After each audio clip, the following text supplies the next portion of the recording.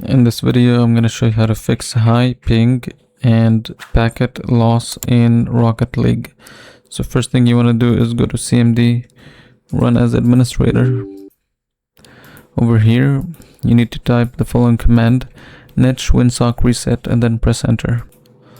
And then ipconfig register DNS, and then ipconfig release, and then ipconfig flush DNS. And after that, you can close this down. Next, go to your internet. You're gonna see here the internet. Right click, go to settings. Then go to inside of your internet and go to DNS service assignment. Click manual, enable IPv4.